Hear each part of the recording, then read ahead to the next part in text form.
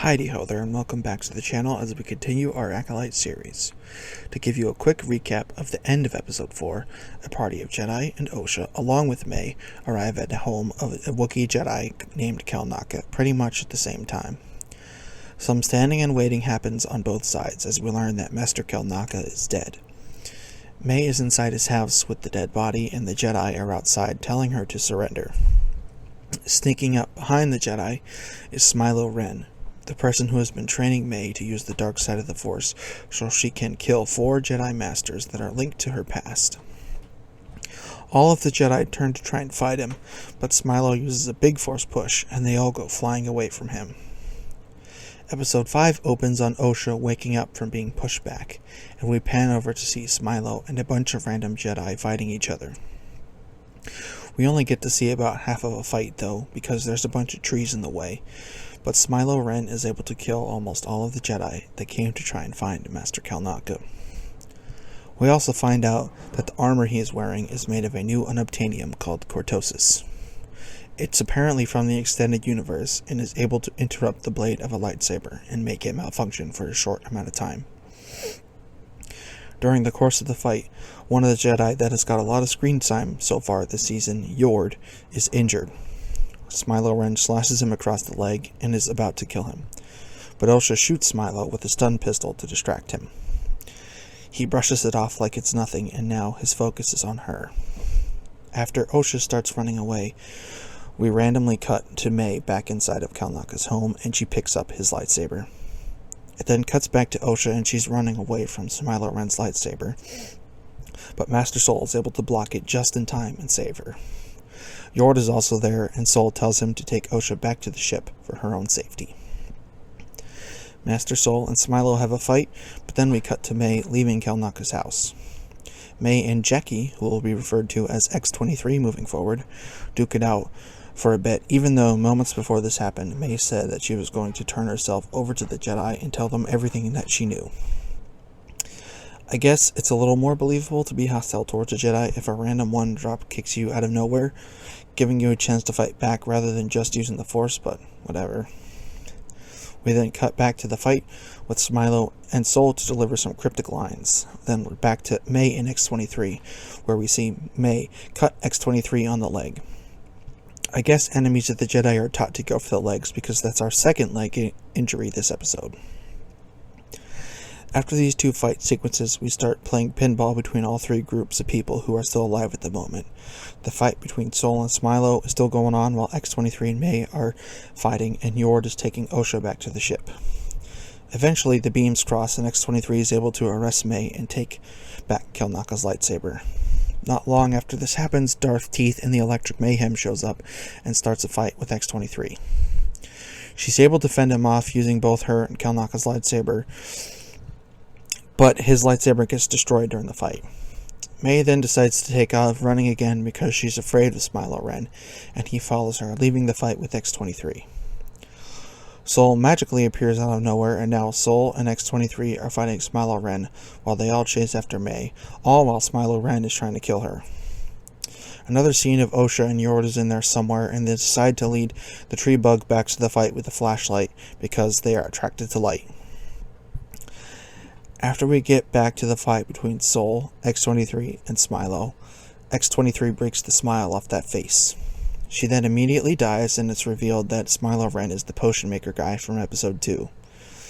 He then uses a pocket cloak to distract Master Soul and takes May hostage. This causes Master Soul to turn off his lightsaber to not risk hurting May.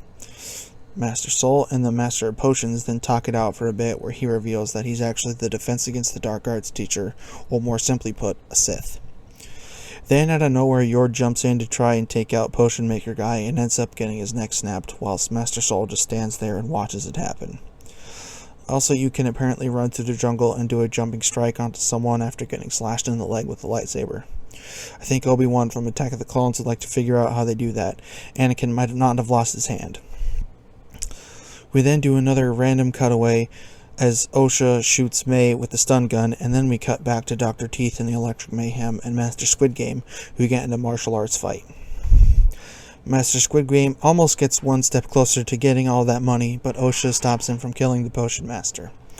Instead, Osha puts her flashlight droid on Smilo's back, and he's carried away by the tree bugs. May uses the Force to grab the stun gun from Osha and shoots Master Soul with it, knocking him out. And May and Osha are reunited for the first time in 16 years.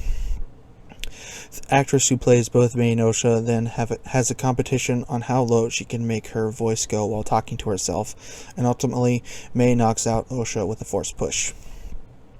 She then decides to get the most cringe haircut and takes the clothes of Osha and disguises herself to get on the Jedi ship with Master Squid Game, even though she has a tattoo on her forehead that Osha doesn't. And she was trained to use the dark side of the Force. It's not like the other person she's with is a Jedi Master and can sense that, but let's be honest. Master Soul can only use the Force when the plot needs him to. Every other time, he's just a normal dude. May and Master Squid Game make their way back to their ship, leaving all the dead Jedi behind, and Smilo Ren finds Osha, and that's where the episode ends. The general sentiment going around this episode is that it's the least bad episode of The Acolyte. I guess you can say that because it was pretty short, roughly 25 minutes of content that isn't recap or credits. And there's a lot of fighting going on, so you don't have to hear the characters speak as much. Personally, I think it was just another bad episode of Disney Star Wars. I don't really care that it's the least bad of the show. It was still bad. This was supposed to be the episode that had the lightsaber fight that rivaled the Phantom Menace. I didn't even think it came close to that. Most of the fight in the beginning was covered up by trees half the time. Master Squid Game and Smilo Ren's fight wasn't very long because he just ran away to chase after May for some reason. He had the most trouble fighting X-23, who was a Padawan, which doesn't really make sense. Smilo Ren was able to fight 6 Jedi Knights at the same time and defeat them with ease, but one Padawan gives more trouble than any of the other fights in the episode. It doesn't really make a lot of sense, and it makes even less sense considering she also got cut in the leg in her fight with May. If only she would have been around to fight Palpatine 100 years later. May seems like she has no idea what she's doing in this episode. She said she's going to turn herself into the Jedi, but when she has the opportunity to do so, she resists being arrested, pulls out a knife, and tries to stab a Jedi in the neck. This seems to imply that she's flipped allegiances 5 minutes after deciding to go turn herself in to the Jedi, and is working with Smilo again.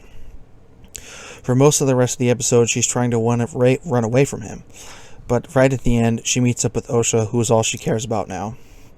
After talking to her, she decides the Jedi have brainwashed Osha and tries to take her place with Soul so she can do something, whether it be kill him or infiltrate the Jedi Temple while they're on the Jedi ship. The fact that Potion Master revealed himself to be a Sith also has some pretty big implications. As you know from the Phantom Menace, the Sith have been extinct for a millennium, so either everyone from this show has to die, or the Jedi Council are part of a massive cover-up to hide all this from the High Jedi Council. Overall, I'm not sure if the show got worse after this episode, but I know for a fact that it didn't get any better. Thank you all for tuning in to this Acolyte update. If you're interested in knowing how bad the first 4 episodes are, check out my last upload, which breaks down some of the worst aspects of those episodes in my opinion. Thanks all for tuning in to this Acolyte update, and I'll see you next time.